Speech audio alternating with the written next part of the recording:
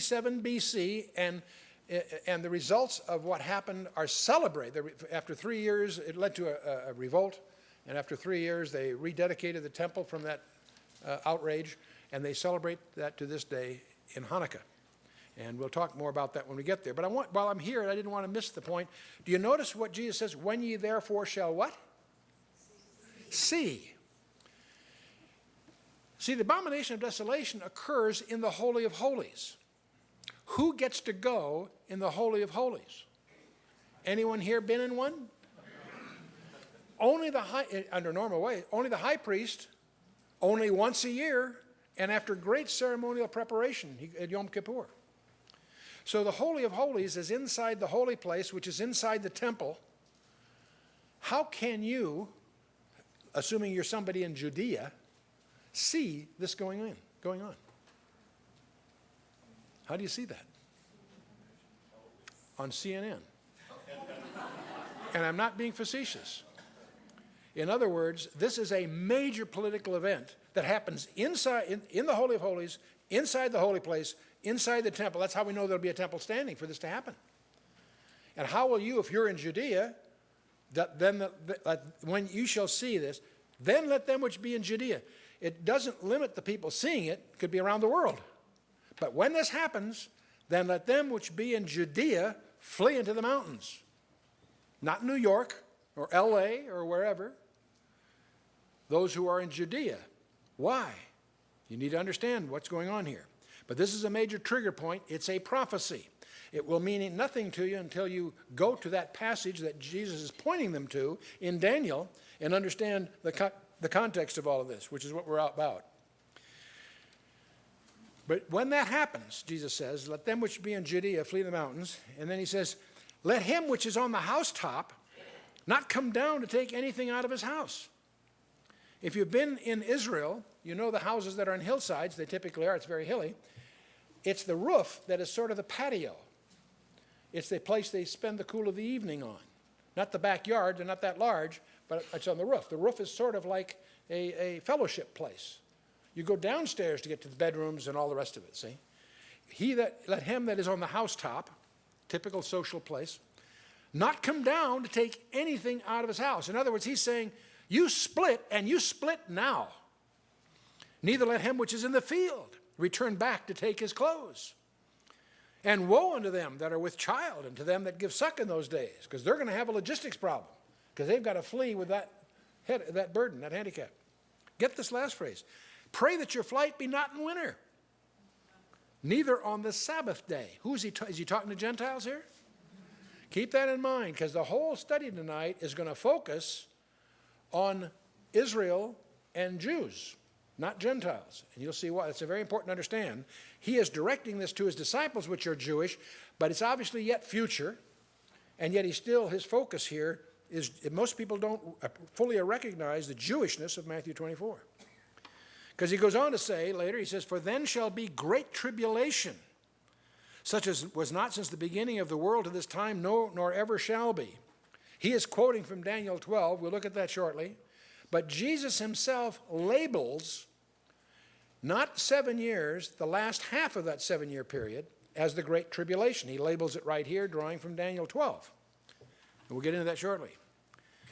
But then he makes another statement. He says, and except those days should be shortened, there should no flesh be saved. But for the elect's sake, those days shall be shortened. That's a technology statement again. We've already had an allusion here to worldwide television. We also have here an allusion to advanced weapons. If you read verse 22 during the Civil War, it wouldn't mean much to you. You can't imagine the world wiping itself out with muskets and bayonets. But today, the nuclear cloud hangs over every geopolitical decision on the planet Earth. Except those days should be shortened, there should no flesh be saved. But for the elect's sake, those days shall be shortened. That's a technology statement, interesting enough. Well, that's the context. I want to start in the New Testament, springboard from there, because we're going to follow his advice here and go into Daniel chapter 9, which is the allusion that he was making.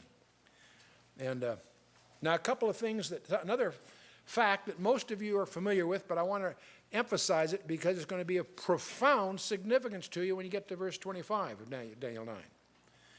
The original Hebrew text is typically called the Vorlage. It was the Old Testament. We're talking about Old Testament here.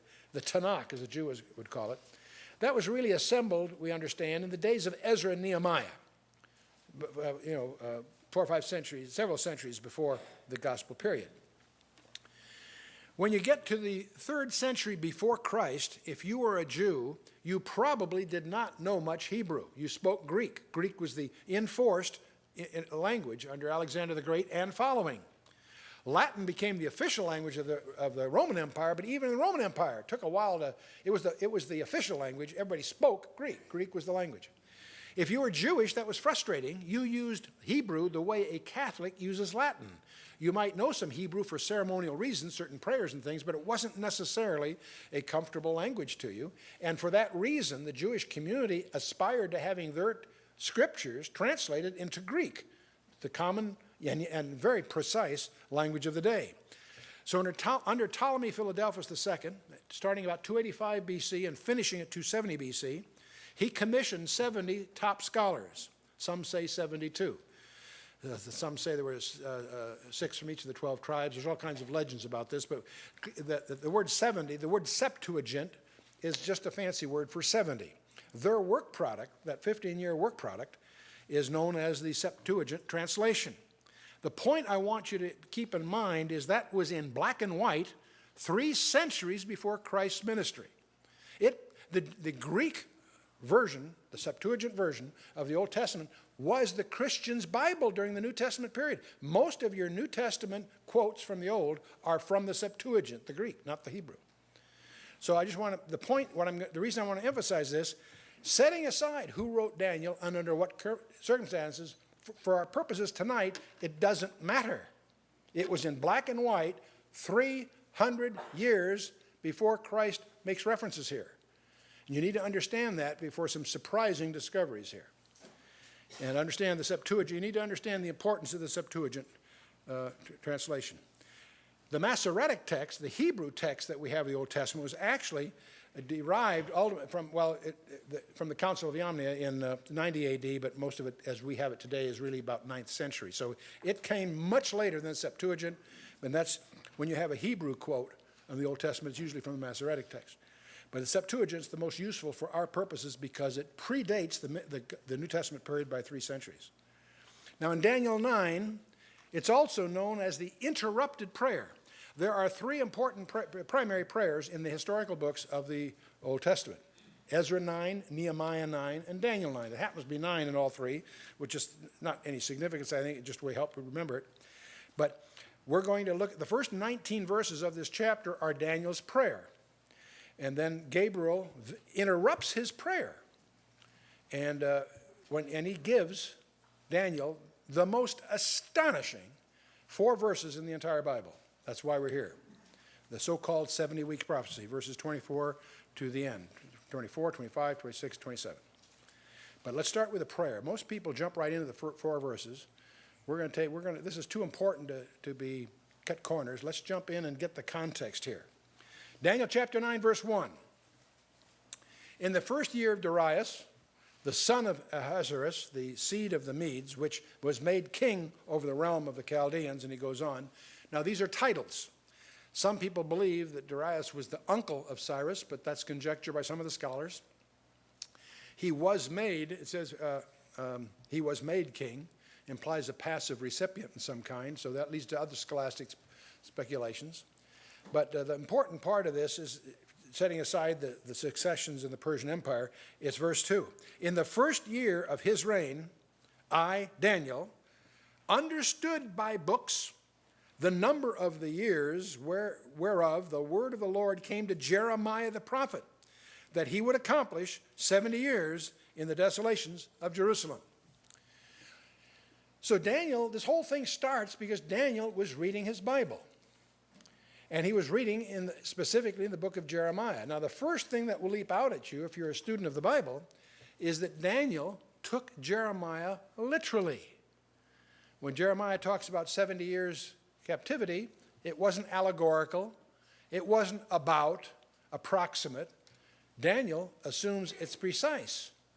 In fact, he knows it's about over. And he does something very